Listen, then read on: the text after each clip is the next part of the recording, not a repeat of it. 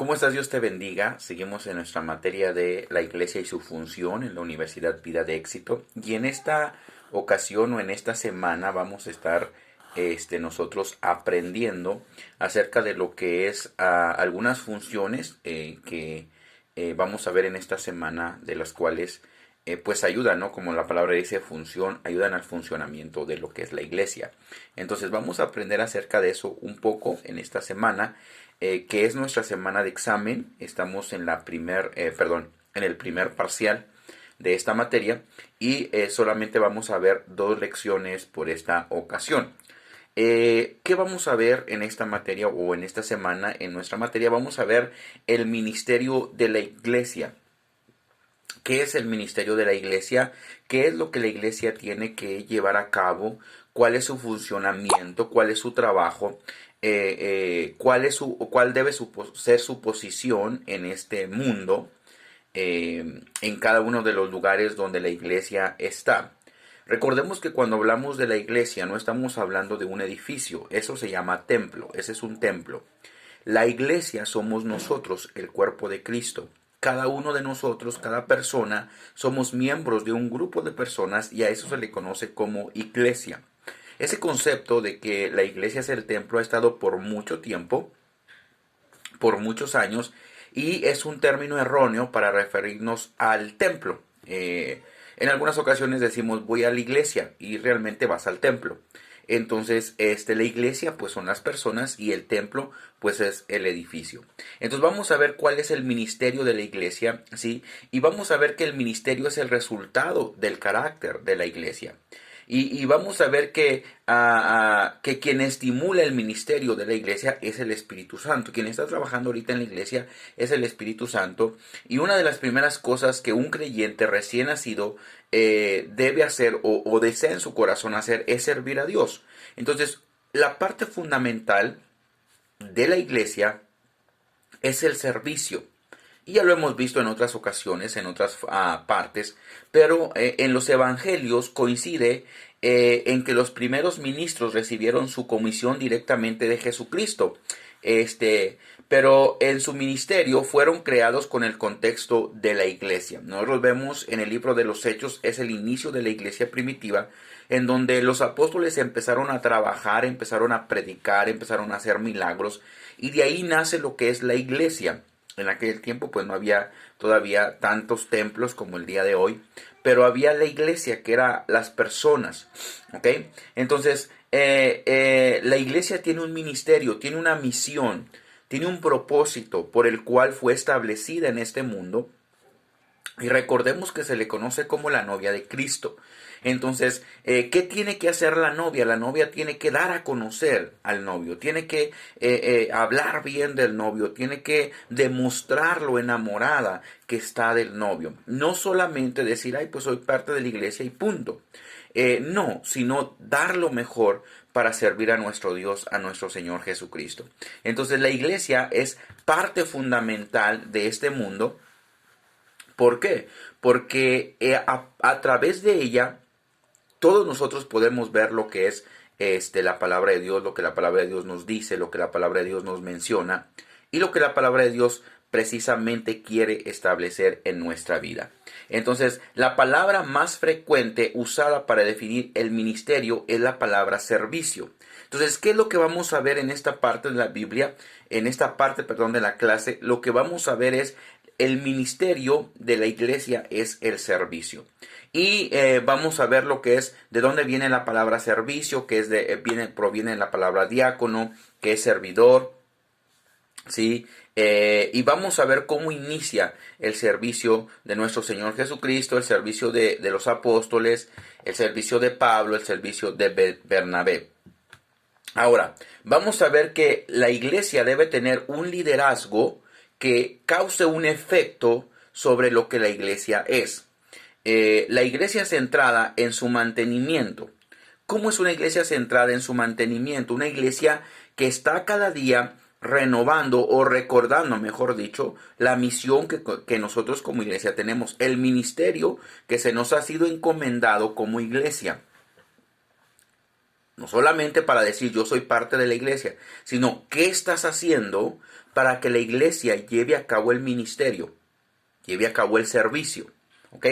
Entonces, y también vamos a ver que la iglesia debe estar centrada en la misión. Eso es lo que hace el liderazgo de la iglesia. Centrada en su mantenimiento para que asimismo se centre en la misión que como iglesia tiene. Entonces, ¿cómo ministramos en la iglesia? El cristiano que ministra debe dedicarse a sí mismo, debe dedicarse a sí mismo a seguir la pauta o el ejemplo de Cristo. Cristo no vino a ser servido, sino que Cristo vino a servir. Entonces, nosotros como iglesia tenemos la responsabilidad de servir a aquellos que son parte de la iglesia, pero también a aquellos que no lo son. Debemos de tener un espíritu de servicio para demostrarles a cada persona que la iglesia verdaderamente está interesada en servir y ser de ejemplo para los demás en lo que es el servicio. Eso es lo que tenemos que hacer. Y como cuerpo de Cristo, nuestro ministerio debe ser el servir al mundo. Jesús dijo en Juan 3:16, que Él vino al mundo para amar al mundo, no para condenarlo. Y muchas veces lo que la iglesia hace es condenar en vez de amar. Obviamente nosotros tenemos que ir en contra de los ataques del enemigo, de las cosas del enemigo, dejar en claro lo que es pecado delante de Dios, lo que le ofende a Dios, lo que es algo negativo delante de Dios, pero asimismo cuando damos a conocer, cuando exponemos un pecado que no es agradable delante de Dios, o que ningún pecado es agradable delante de Dios, ¿verdad? Pero que damos a conocer que esa tal cosa, tal acción no es agradable delante de Dios, debe ir acompañado de una muestra de amor, que es lo que Dios ha hecho en nuestra vida. Amarnos por sobre todas las cosas, y ahora nosotros como iglesia tenemos que amar a los perdidos. No amamos su pecado, no pasamos por alto su error, su pecado, ayudamos para que reaccione y cambie ese estilo de vida. Pero realmente lo que nosotros como iglesia tenemos que hacer es ministrar el alma de las personas a través del amor de Jesucristo, y eso nos va a ayudar a nosotros dar a conocer a Cristo a través de la palabra de nuestro Señor, lo que Él nos ha dejado. Entonces, la iglesia local debe mantener su belleza por el servicio. Entre más sirve, más bella se hace. Y no lo vemos de esa forma, ¿no? Decimos, no, pues que se sirva a la iglesia, que me sirvan a mí porque yo soy diácono, yo soy pastor, yo soy apóstol. No, entre más rango de autoridad tengas, más responsabilidad de servir es la que tú tienes. Entonces, eso es lo que la iglesia, a lo que la iglesia por lo que la iglesia fue establecida en esta tierra, para servir, para dar a los demás, no para ser servida, sino para servir, ¿sí? Ahora, la iglesia ministra al Señor. Como siempre hemos utilizado ese término, hay que ministrar al Señor.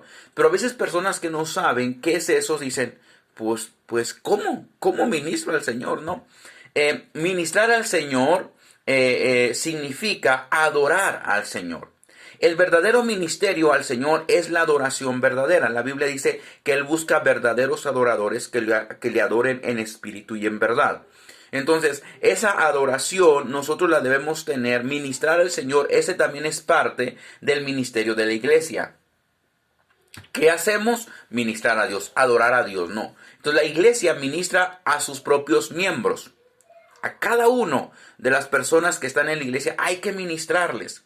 La iglesia le ministra al mundo, ¿cómo? A través de predicar las buenas nuevas de salvación. Debemos predicar las buenas nuevas de salvación para que nosotros podamos ministrar al mundo de una manera que el mundo pueda conocer a Cristo, no como un Dios enojado, como un Dios sin amor, sino como un Dios que perdona nuestros pecados y que nos purifica y nos ayuda en nuestras en nuestras debilidades. Otra cosa que nosotros tenemos que hacer para ministrar al mundo es que la iglesia tiene que reconocer que el mundo está en pecado y que por lo tanto el mundo no va a cambiar de la noche a la mañana, sino que con un trabajo constante en la oración, en el ayuno, en la meditación de la palabra y la intercesión por el mundo va a ir cambiando de acuerdo al propósito de Dios. A veces nos aferramos tanto en ganar almas que no quieren ser salvas.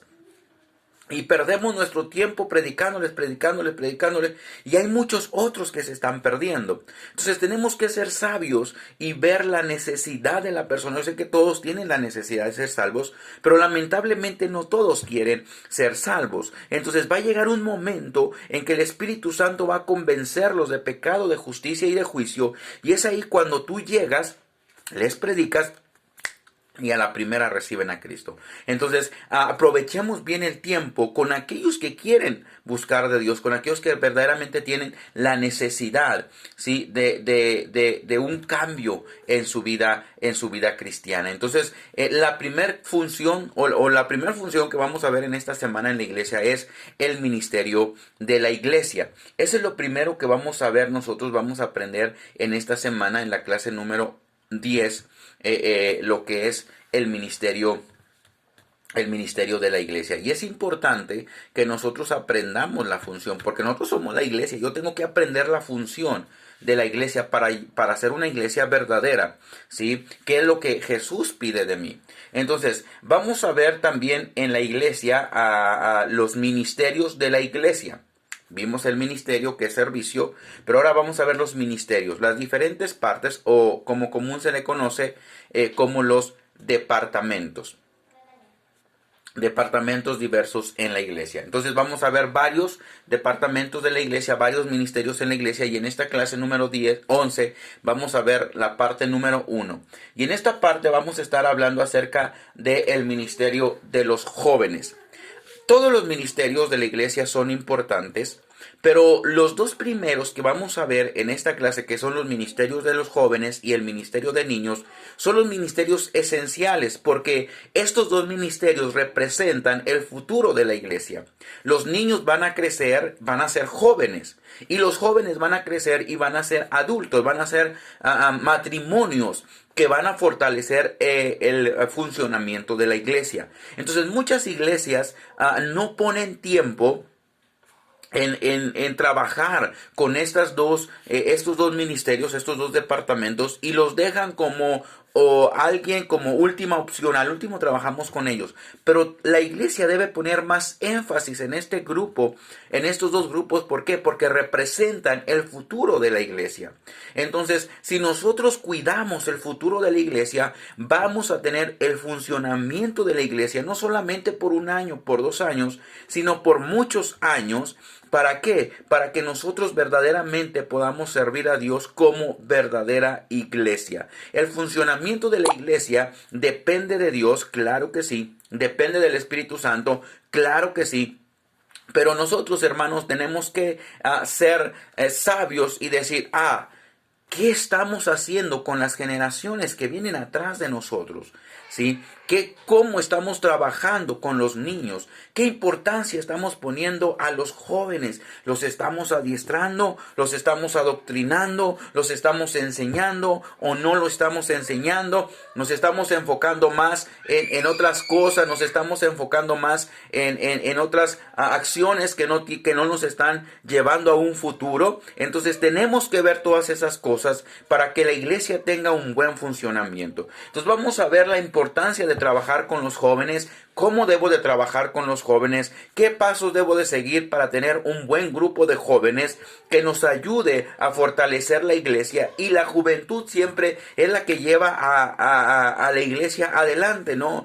Trabajando, siempre están los jóvenes apoyando, los jóvenes van a hacer esto, los jóvenes van a hacer lo otro. ¿Por qué? Porque son la generación que está impulsando a la iglesia a un cambio, a una verdadera visión, a una verdadera misión y a un verdadero propósito. Ahora, con los niños es importante instruirlos. La Biblia dice: instruye al niño en su camino y aun cuando fuere viejo no se apartará de él. Un error muy grave que los padres cometen es que ellos dicen: pues en la iglesia que le enseñen al niño. Pero el ministerio del niño, nosotros como ministros, como pastores, como líderes, tenemos que enseñarle a los padres que la educación espiritual empieza desde casa.